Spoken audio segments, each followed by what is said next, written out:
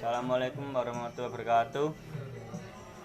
Saya kelompok 1 dengan judul Folklore dan Penelitian Folklore. Di sini saya akan presentasikan bersama rekan saya yang bernama Robert Ami Lutfi.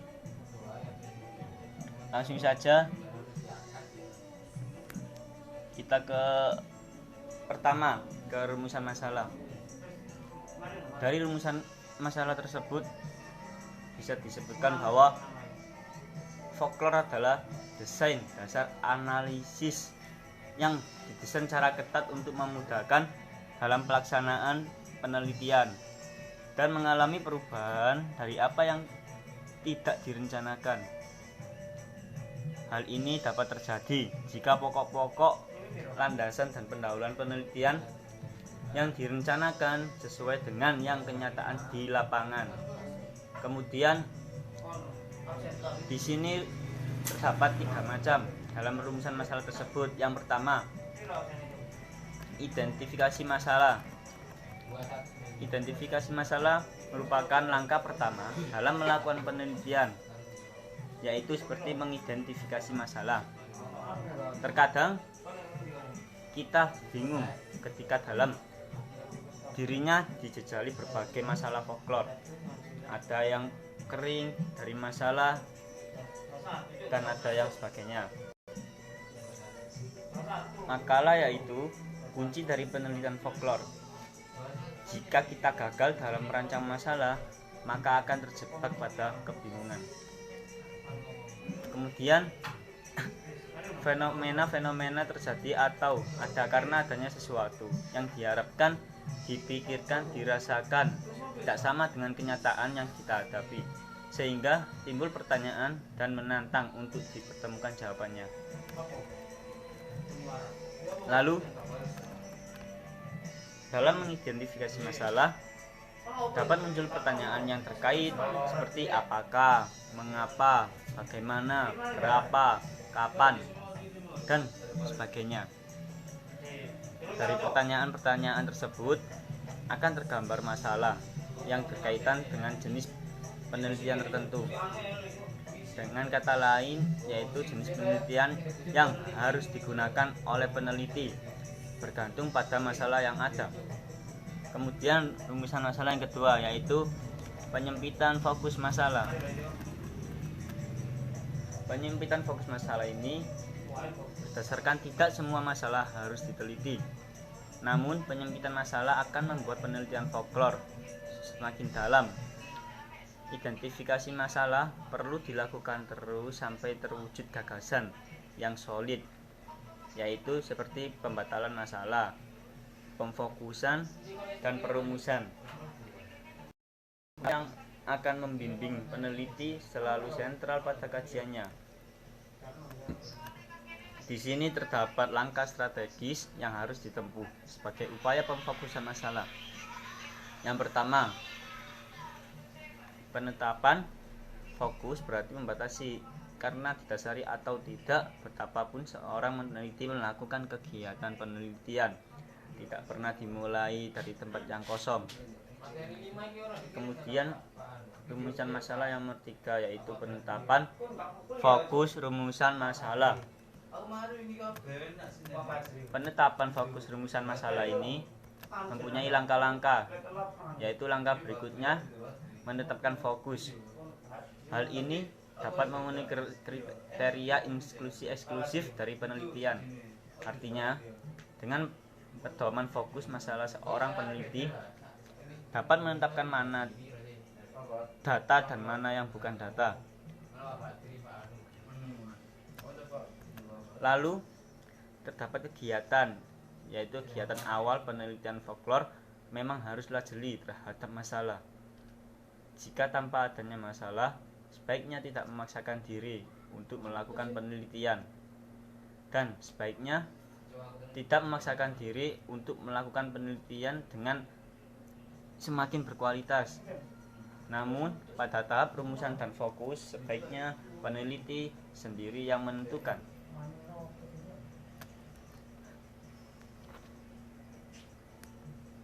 Kemudian tujuan pengarsipan. Tujuan pengarsipan ini untuk penelitian folklore terdiri dari pengumpulan, penggolongan, dan penganalisisan. Tahap pengumpulan data ini memiliki tujuan untuk pengarsipan bahan folklore yang dikumpulkan serta didokumentasikan di dalam pusat folklore. Itu harus mengandung keterangan tambahan yang lengkap mengenai konteks kebudayaan dan sosialnya. Kenapa? Karena penelitian macam pengumpulan dengan tujuan pengarsipan ini bersifat penelitian di tempat. Seperti lazimnya suatu negara yang baru, maka motif kita mempelajari folklore bangsa kita sudah tentu adalah untuk mencari identitas Indonesia. Identitas bangsa Indonesia ini haruslah bersifat Pancasilais. Mengapa? Karena kesepakatan ini sebenarnya adalah suatu kesepakatan yang teramat bijaksana. Jika kita mengingat bahwa bangsa Indonesia memiliki beraneka ragam suku bangsa, kelas, lapisan, golongan, dan ras. Kemudian, identitas harus selalu dibina sehingga dapat tumbuh lebih mantap. Baik. Dalam penelitian macam pengumpulan dengan tujuan pengarsipan atau pendokumentasian ini terdapat 3 tahap yang harus dilalui oleh seorang peneliti. Seperti yang pertama, nomor 1, tahap pra-penelitian di tempat. Yang kedua, tahap penelitian di tempat yang sesungguhnya. Dan yang terakhir, nomor 3, cara pembuatan naskah folklore bagi pengarsipan.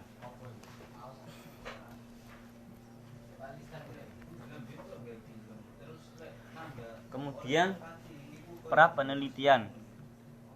Ya, pasti banyak yang nggak tahu, karena sebelum terjun ke masyarakat, kita hendaknya melakukan penelitian folklore. Jika hal ini tidak dilakukan, maka usaha penelitian kita akan mengalami banyak hambatan yang seharusnya tidak terjadi. Akan tetapi, folklore yang akan diteliti bukanlah berupa benda dan tidak bertuan, sehingga dapat kita pungut begitu saja di suatu tempat yang mudah kita capai.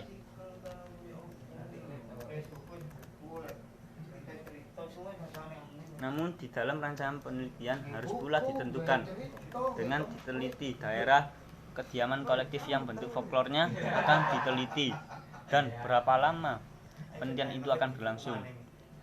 Untuk dapat menyusun rancangan penelitian itu diperlukan penelitian khusus sebelumnya.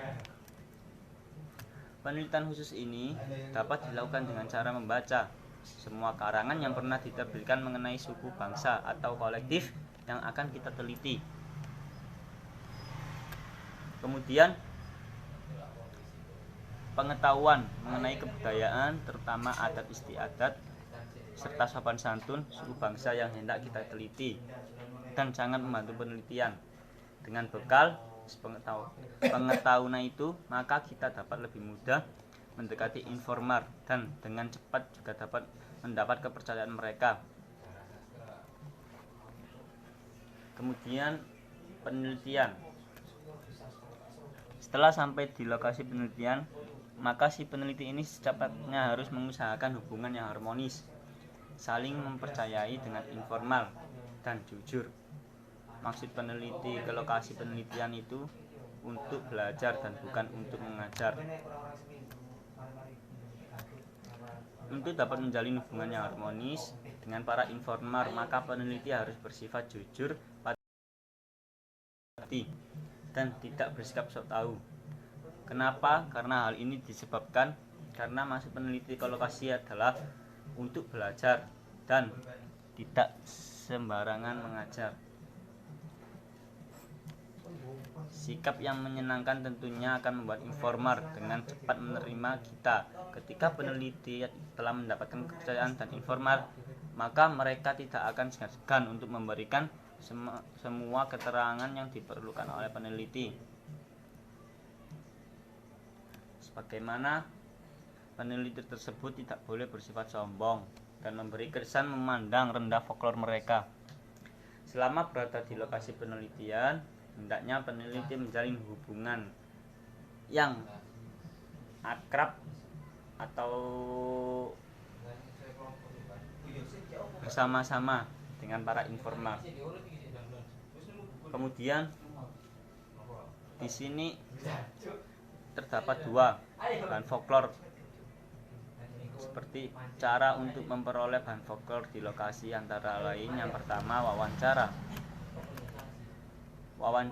Bentuk wawancara ada bermacam-macam, namun untuk penelitian folklore pada umumnya terdapat dua macam saja, yaitu wawancara yang terarah dan wawancara tidak terarah. Wawancara yang tidak terarah adalah wawancara yang bersifat bebas, santai, dan memberikan kesempatan sebesar-besarnya untuk memberikan keterangan yang ditanyakan. Setelah kita mendapat gambaran umum bentuk folklore yang akan diteliti, langkah selanjutnya yaitu menggunakan wawancara terarah. Kenapa? Karena dalam wawancara terarah, pertanyaan yang akan diajukan oleh si peneliti telah tersusun sebelumnya dalam bentuk suatu daftar tertulis, dan jawaban yang diharapkan sudah dibatasi dengan yang relevan saja dan dirisakan oleh informan, tidak melantur kemana-mana. Setelah mendapatkan keterangan dari wawancara, maka perlu dilakukan pengujian atau pemeriksaan kebenaran hasil wawancara.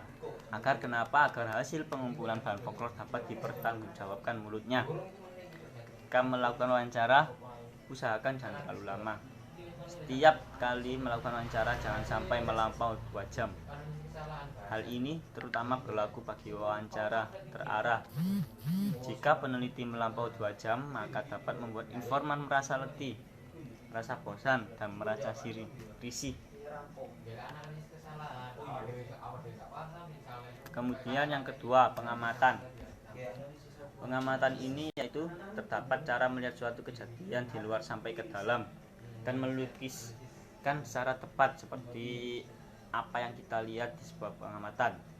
Arti pengamatan tersendiri yaitu suatu penelitian tidak terbatas pada penglihatan saja, melainkan juga pengalaman yang diperoleh dari perasaan indera seperti pendengaran, bau, dan rasa. Untuk dapat menjadi pengamat yang terlibat tidaklah mudah, karena baru dapat kita lakukan apabila kita telah lama berada di tempat penelitian, sehingga oleh orang desa kehadiran kita sebagai orang luar tidak dirasakan lagi. Hal-hal yang harus kita amati antara lain adalah yang pertama, lingkungan fisik, suatu bentuk folklore yang dipertunjukkan. Yang kedua, lingkungan sosial atau bentuk folklore. Yang ketiga, interaksi pada peserta, suatu pertunjukan bentuk folklore. Yang keempat, pertunjukan bentuk folklore itu sendiri. Dan yang terakhir, nomor 5, masa pertunjukan. Yang dimaksud dengan lingkungan fisik tersebut, jika dalam teater rakyat, misalnya apakah teater rakyat tersebut dilakukan di alam terbuka atau di atas panggung. Yang dimaksud tersebut lingkungan sosial, suatu bentuk folklore yang dipertunjukkan adalah keterangan mengenai orang-orang yang dengan interaksi para peserta suatu pertunjukan folklore. Pengamatan terhadap pertunjukan folklore misalnya berbentuk tari rakyat terutama adalah mengenai gerak-gerik atau pola gerak-geraknya yang bersifat 2 dimensi atau 3 dimensi.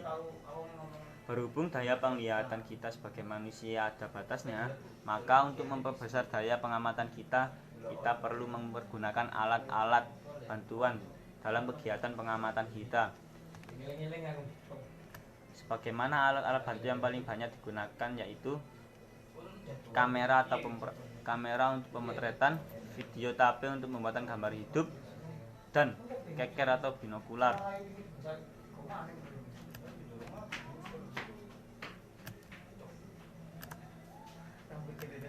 Pada saat mencatat hasil pengamatan atau wawancara, peneliti harus waspada agar jangan sampai campur adukan hasil pengumpulan dengan interpretasi.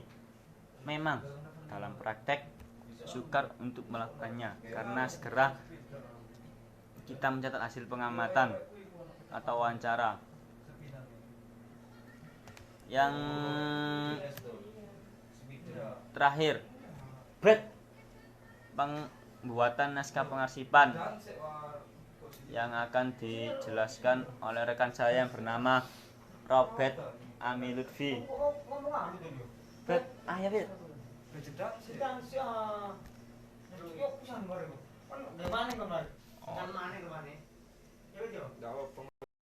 Assalamualaikum warahmatullahi wabarakatuh. Melanjutkan.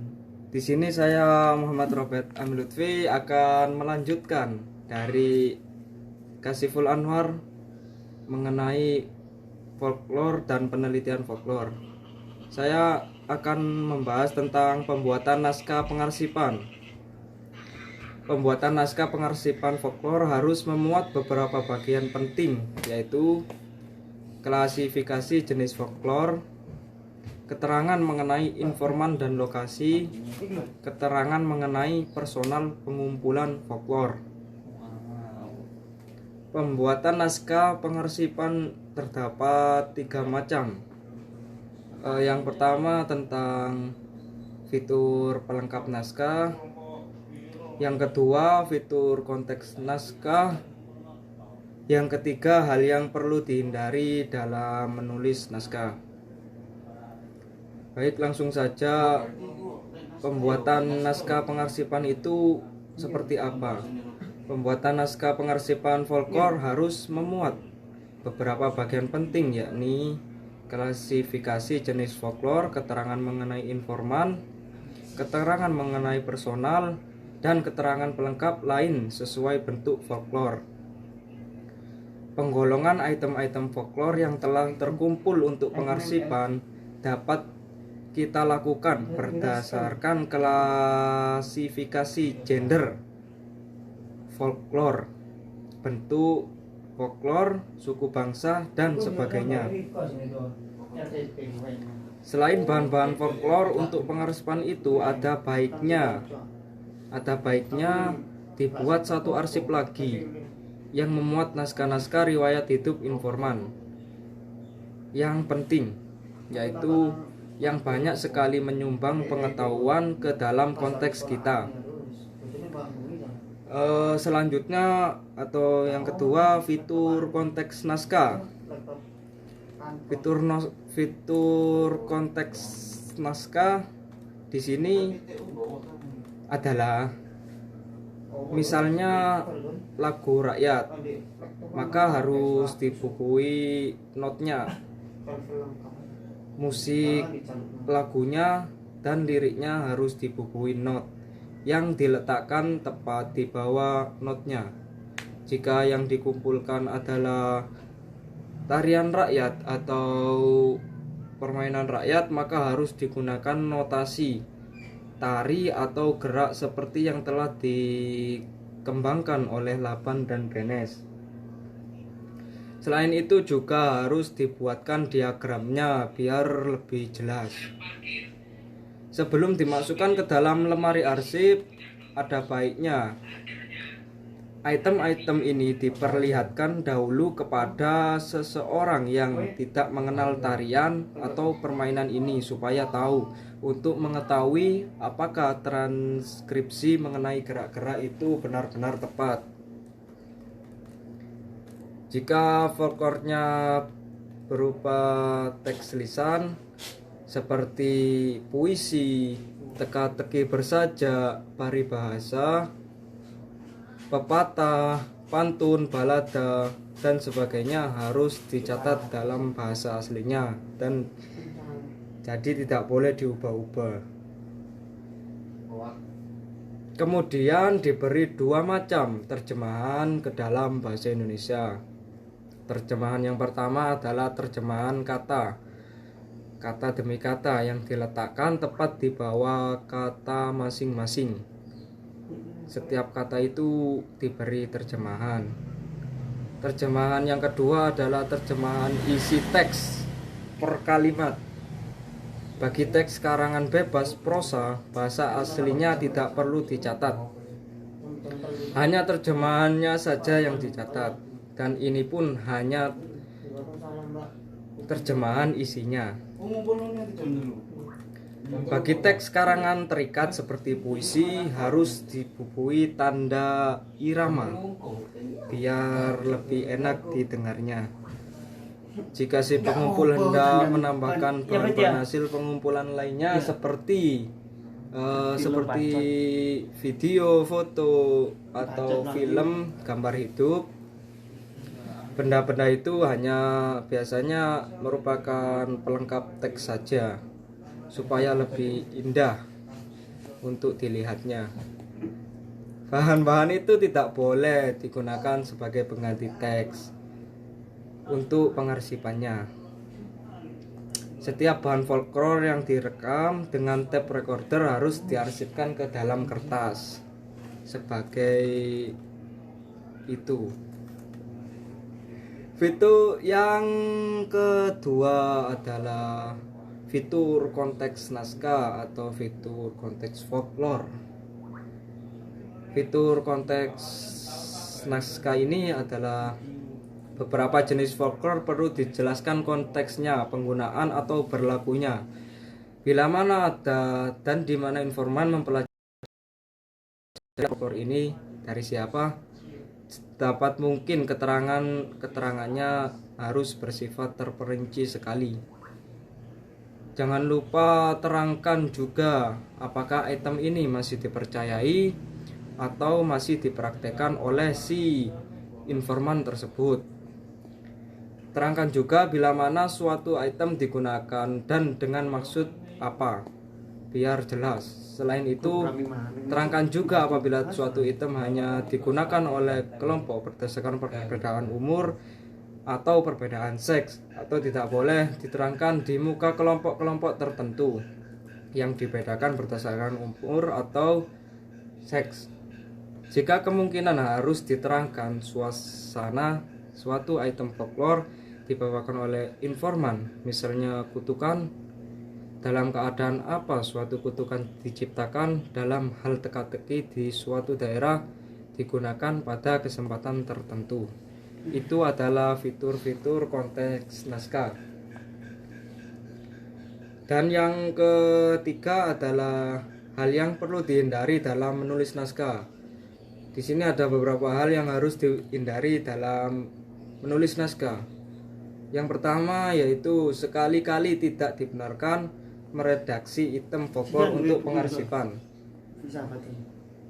Harus mentranskripsikan kata-kata dalam teks seperti yang kita peroleh dari informan. Jangan berusaha untuk memperbaiki gaya bahasa informan, apalagi mencoba untuk memperbaiki isi dongeng atau tahayul dan lain-lain.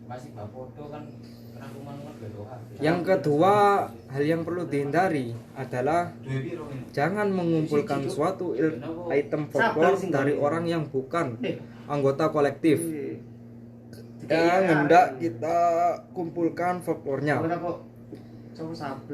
Jadi pengumpulan item folklore ini bukan dari sembarang orang, harus benar-benar dari anggota kolektifnya. Yang ketiga yaitu jangan memuat lebih dari satu item atau bahan dalam satu naskah arsip, meskipun itu versinya sama. Ya seperti itu. Dan yang terakhir, hal yang perlu dihindari adalah jangan hanya memberi referensi lintas sebagai isi lembaran naskah arsip, yaitu hanya membuat petunjuk di mana bahan folklore yang sama dapat dibaca. Mungkin itu saja yang bisa saya sampaikan dari pembuatan naskah pengarsipan ini. Saya Muhammad Robert Al-Milufi. Wassalamualaikum warahmatullahi wabarakatuh.